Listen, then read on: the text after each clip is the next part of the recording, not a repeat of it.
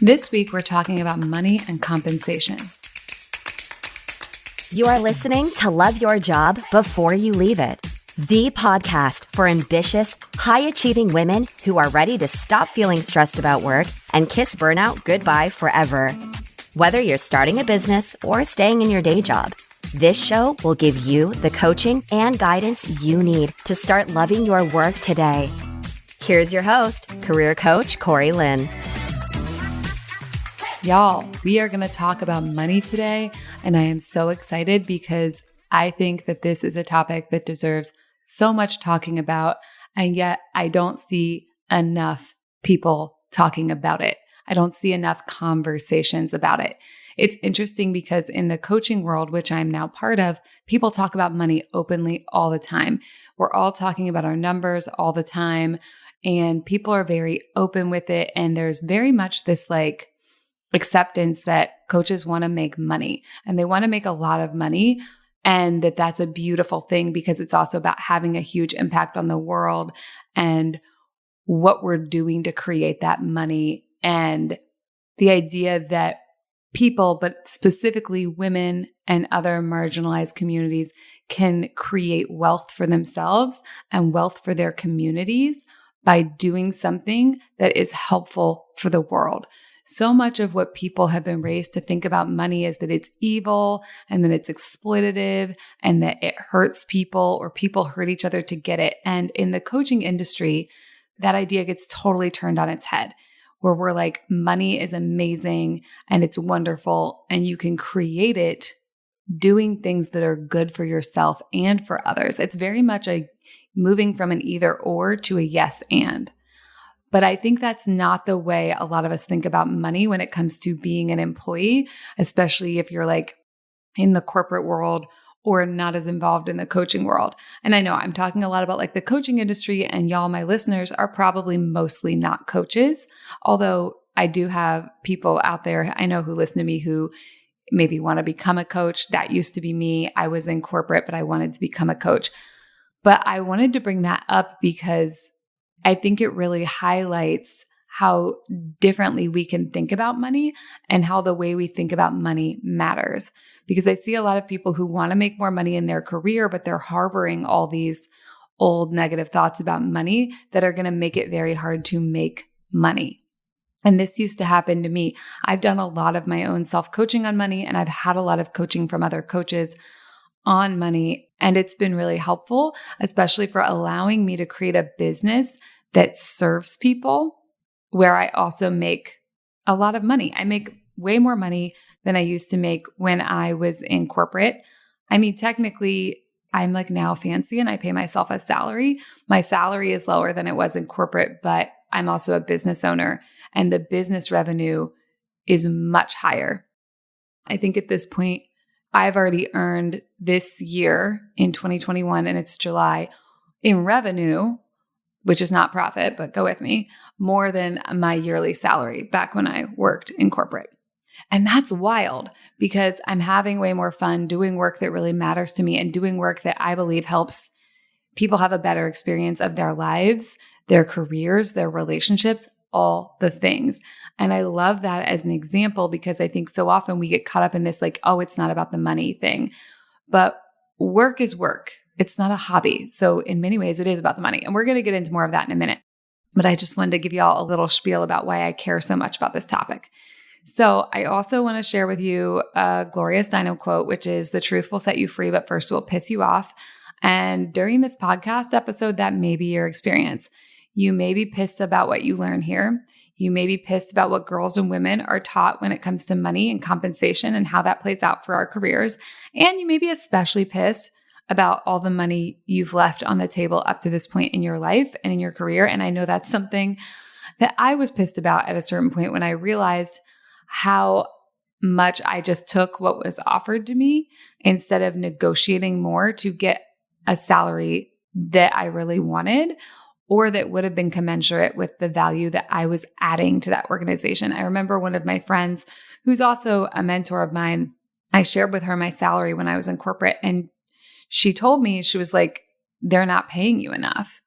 And she is someone I would consider an expert in both understanding the nature of the value that I was offering there and also corporations and salary negotiations and things like that. And I remember when she said that, I kind of like had this moment of like, oh, I could be making more money, like I'm adding more value, but I also didn't do anything with that information. I didn't have a conversation with my manager. I didn't like ask for a raise because of the value I was adding. I kind of like did talk to him about like wanting a promotion, like wanting to like move up and like what I was doing in the organization.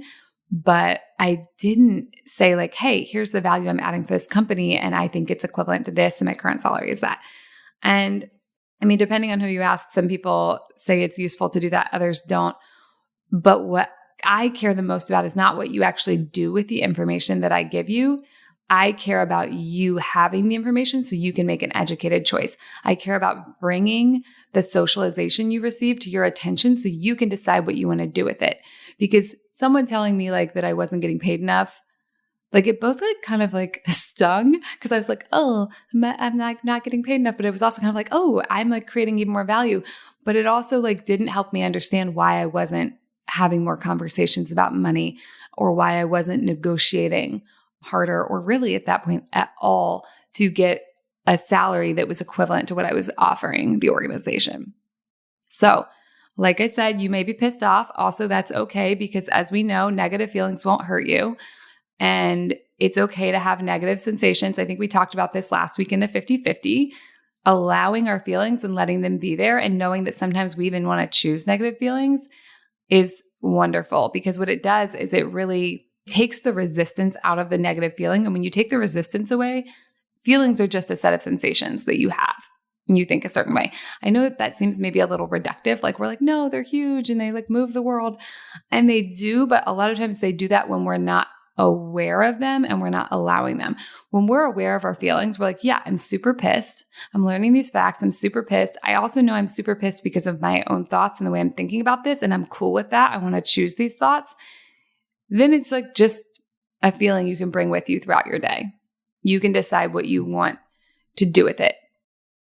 And getting this information, even while you may be a little pissed at the same time, is going to give you so much more freedom. Like we said, you can't go back and collect all the money you left on past negotiating tables, but you can take what you're learning and change the rest of your life. And there's probably a lot of that left. And like, honestly, even if there's not, you can still change that. We get this thing in our culture sometimes where we're like, oh, well, I'm already 40, so what's the point? And I'm like, what do you mean, what's the point? Like, even if you're only going to live to 41, that's one more year you could do any way you fucking want to on your own terms, like eating fucking vanilla gelato for breakfast if you want to. So I don't care how old you are. First of all, you probably do have a lot of life left to live. And even if you don't, that's all the more reason to have a wonderful experience now and to do things your way now, because you can't go back, but you can always go forward. Okay. Money and compensation. Whether you are pleased with your current compensation or not, and I just want to take a moment, of course, to say like salary is only one part of compensation, but that's what actually we're going to talk about here. We're not going to talk about all the other things, but they may be really important to you. And I do think we're kind of reductive in how we talk about comp sometimes, and that we only look at salary versus you might decide that what's really important to you is a flexible schedule, or what's really important to you is working 4 days a week instead of 5, or getting a very specific kind of health insurance. That's all compensation. Even vacation days are part of compensation. You get to decide what matters to you, but this is a conversation about money and comp. So that's what we're going to talk about. And I also want to say this week's podcast is really focused on the experience of women and of girls, but all marginalized people get a lot of messaging about money. And so even if you're not a woman or a girl, you probably can find something in here that's going to be really powerful for you. And all humans receive a lot of social conditioning about money. So again, this will still be valuable for you. But as always on the podcast, it is the experience of women that I'm going to speak directly to. Okay. All that being said, let's get back to money and comp. Whether you're pleased with your current comp or not, understanding the social conditioning that you have received around pay and money, specifically that women have received, and the actions that stem from that social conditioning is an essential piece of building a career you love. A lot of people who come to me, they're more about like loving the work, loving the job, feeling less stress. all of that, creating meaning in their work. And that's all really important, but work is still work. And one of the defining characteristics of work is that we are paid for it.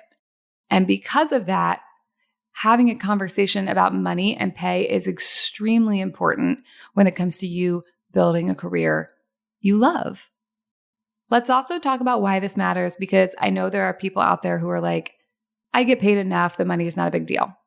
Even if you feel ambivalent about making more money, this is still a worthwhile topic. And I just want to take a moment to point out that ambivalence is part of the social conditioning you may have received about money. It's not necessarily your inborn characteristic, okay? Money is a tool. It is a currency, literally. We live in a capitalist society. Money is the way you get the things you want and need. Money creates options. Money creates choices. While you may think it's not that important to you, consider this. Money can buy back time you currently spend doing things you'd rather not do, you prefer not to prioritize, whatever, like cleaning or grocery shopping. Like for me personally, I buy back time by paying someone else to clean my home. Sometimes I buy back time by paying Instacart to like bring things to my house. That is not a plug for Instacart. I don't have any like paid affiliations. That's just literally the service I've used. Money can give you options that help you build a career you truly love, such as being able to leave a job without having another job lined up, or being able to take an unpaid sabbatical, or being able to take a job that actually doesn't pay as much as you want if you want to do it as a labor of love at a certain point. Having money allows you to have choices about what you do with your time and in your career and so many other areas. Money also grants you access to services and goods, from housing to healthcare to the food on your dinner plate. As much as some people want to say that money is not a big deal, it is literally how we get everything, right? If our children are the most important things in our lives, money is what allows us to care for them, clothe them, feed them, etc. This is all really obvious, but I also think it gets like lost sometimes in the way we're socialized about money. Another thing money does is allow you to support your values. When you have more money, you can use it to support businesses whose values align with yours, even if that means spending more for a similar item. This is something that I've really lived and experienced. As I've had more money, I buy much more expensive groceries than I used to. And I get to vote with my dollars on what kind of stores I want to support, what kind of businesses I want to support. And that is a form of access. It's also like a form of me getting to support other people's livelihoods, right? And this is just a handful of things that money can do. There are so many more.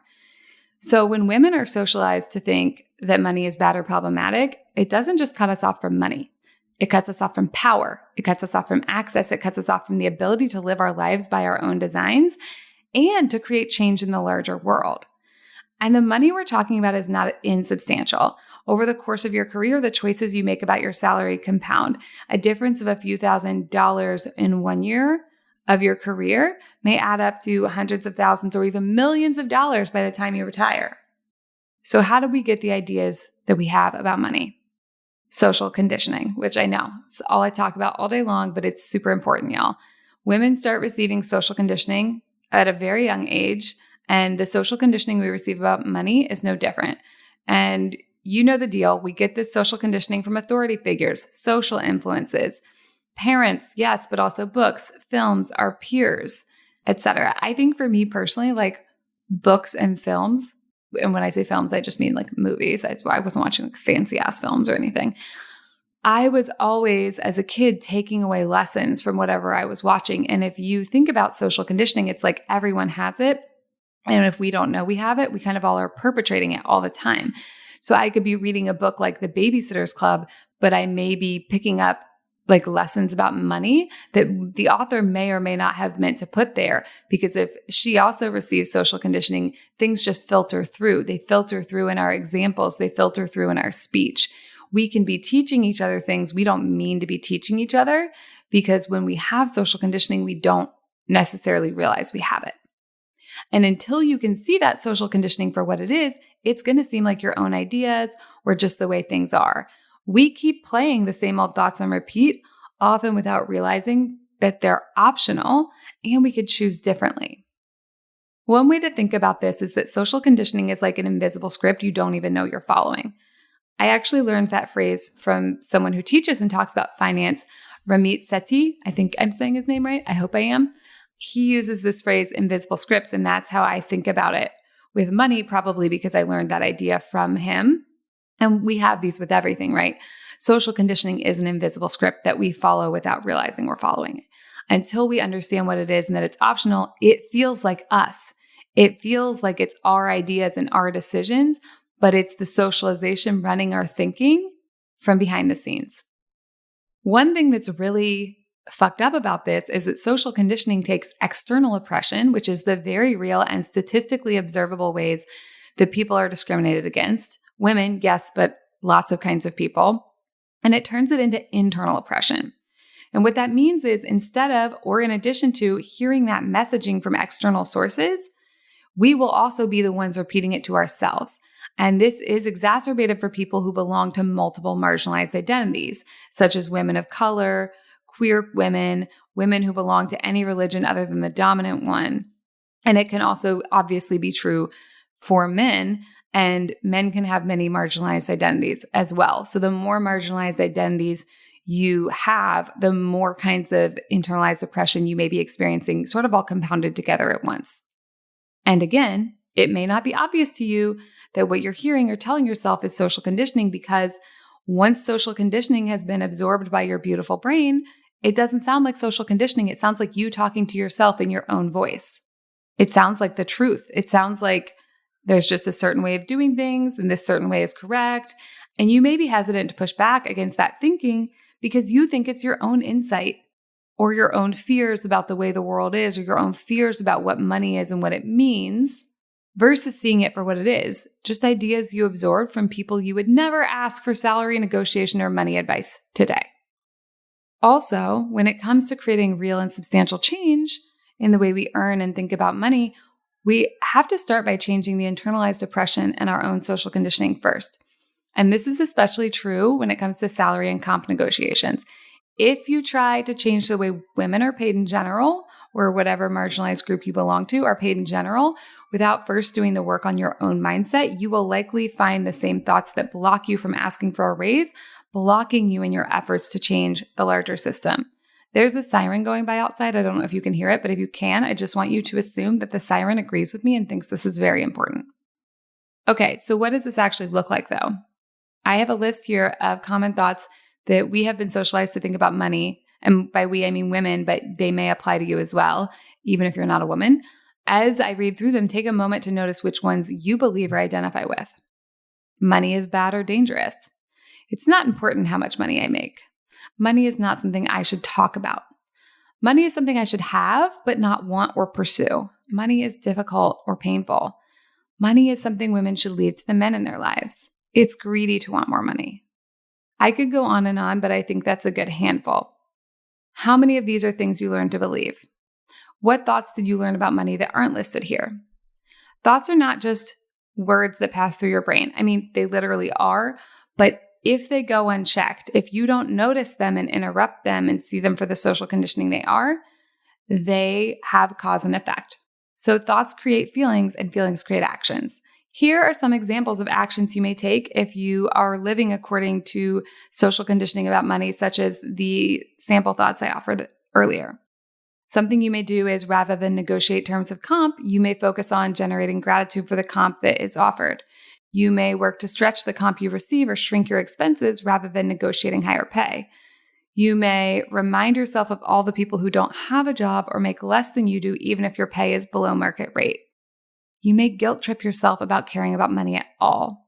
You may decide not to negotiate your salary because you don't want to come across as greedy or risk the offer being rescinded. You may stew in resentment over your pay while not taking any steps to secure higher comp, and you may also beat yourself up about your pay. While you may believe intellectually that you quote unquote should negotiate and ask for higher compensation, you may not because of the discomfort you would feel, and the discomfort you would feel is because, again, of that social conditioning. But wait, there's more. On top of the social conditioning women receive around money, women are socialized to get along with other people, make sure everyone around them is happy, and never let other people be uncomfortable. And if you're in a group with additional cultural implications around this, you may feel this pressure at an even higher level. As an example, if you're a Black woman, you may feel the need to be even more delicate in salary negotiations so as to not be perceived as overly aggressive. With this kind of social conditioning, it's no wonder that many women are hesitant to negotiate the terms of their compensation. The idea of talking about money at all, let alone asking for more of it, may be deeply uncomfortable. And as a reminder, when women don't negotiate their salaries, they're shutting themselves off from hundreds of thousands or even millions of dollars a year. Money that could buy them options, grant them economic power, help them change their lives, the lives of their community, and the entire world. And I want to take another moment to say, this is not women's fault. It's not women's fault that we have these thought patterns. It's not our fault that people try to pay us less. None of that's our fault. But when we have internalized oppression, that internalized oppression does the work of keeping us stuck. Even if the systems went away, we may still stay stuck. So while I'm not saying it's okay that other people are doing what they're doing, I'm not saying it's okay that we received this social conditioning. I'm not saying it's okay that companies try to pay women less.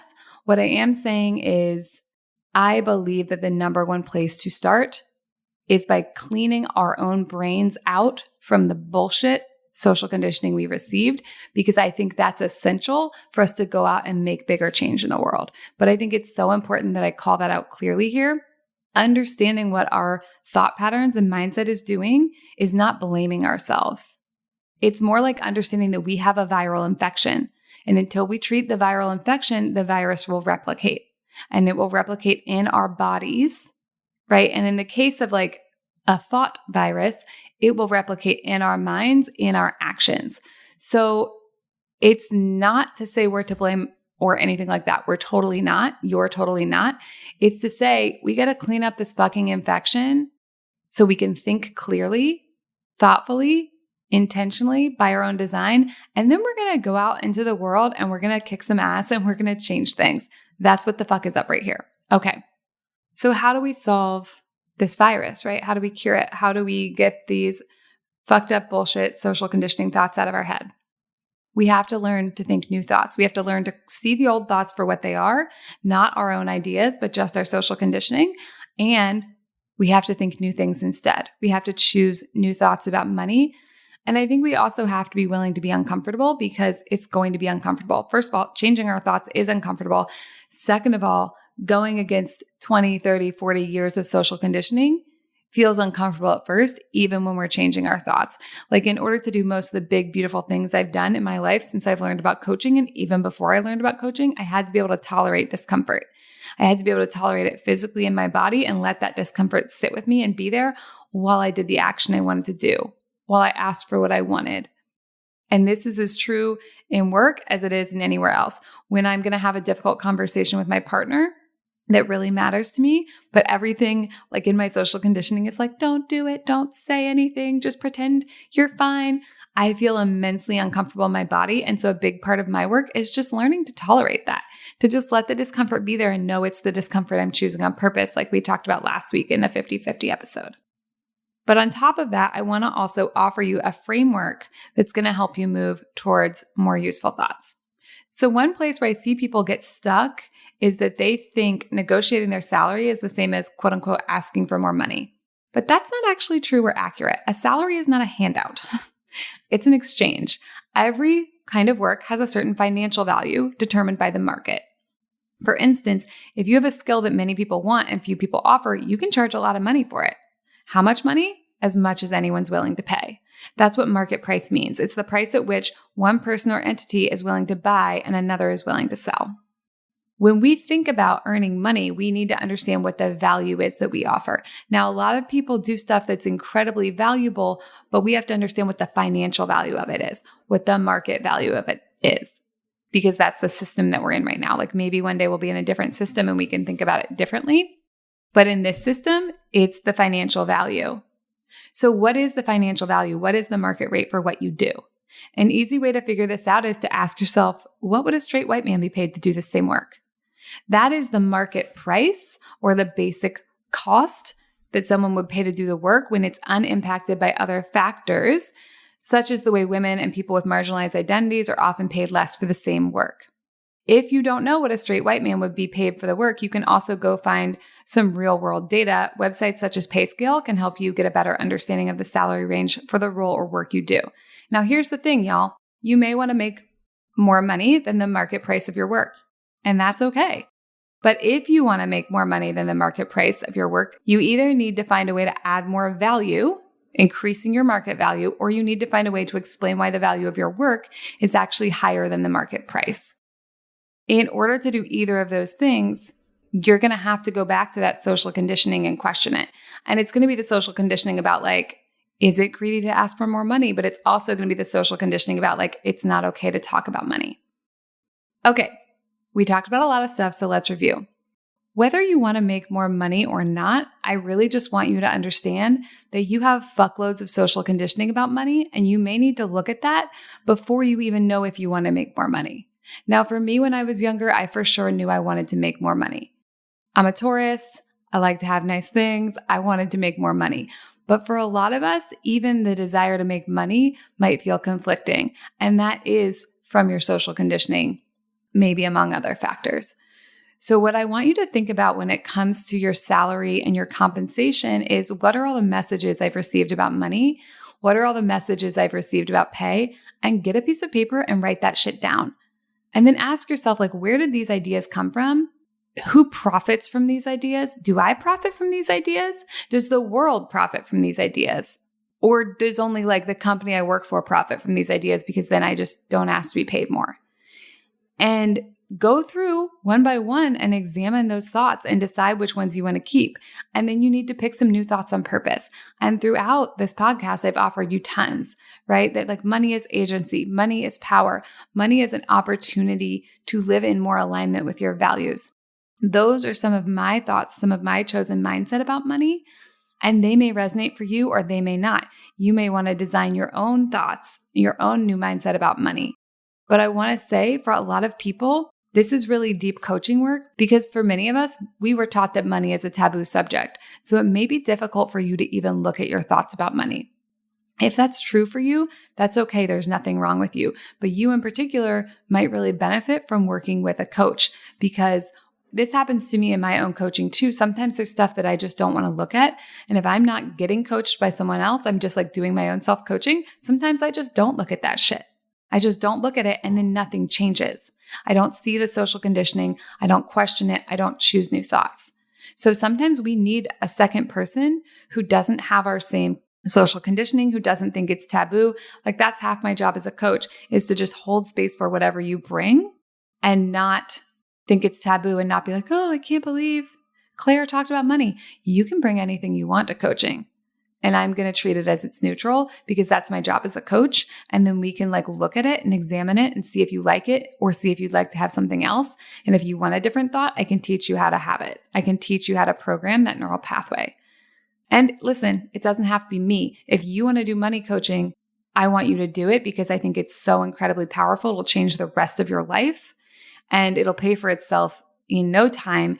Because so many of us have social conditioning that has us pushing money away or overspending money or doing all kinds of bullshit that we don't actually want to be doing, that we just don't know how to stop doing until we get those old thoughts out of there. So I just want to say, like, you don't have to do this alone. Money particularly is an area where many people need a second set of eyes. Doesn't mean you have to. Maybe you can do it on your own. It's a juicy topic. I want you to explore it. And yeah, if you need some help exploring it, come hit me up, send me a DM on Instagram, email me at hello@corylyn.com, and let's talk about it because I want you to have a rich life on your terms by your definition, not just in salary and money, but in whatever kind of compensation you want, in whatever kind of career you want. And I know without a doubt, coaching can help you get there. And if you love what I teach and you want some help taking things a little bit deeper, and figuring out how this all applies to your own life, I've got good news for you. I've got space for a few new one-on-one coaching clients starting this month. So let's hop on a call. I'll give you some coaching right away to help you get going. And if it seems like a good fit, I will share with you how we can work together. Just head on over to my website and click on the Work With Me button and get started there. Also, bonus, my coaching offering is totally virtual so as to better serve my global audience. And yes, I do work with people who are not native English speakers, and we've had great success doing that. There's even a testimonial on my website with someone in that category, so you can check that out on the testimonials page. All right, y'all, have a lovely week, and I will talk to you next time. Bye. Thank you for listening to Love Your Job Before You Leave It. We'll have another episode for you next week. And in the meantime, if you're feeling super fired up, head on over to CoreyLynn.com for more guidance and resources.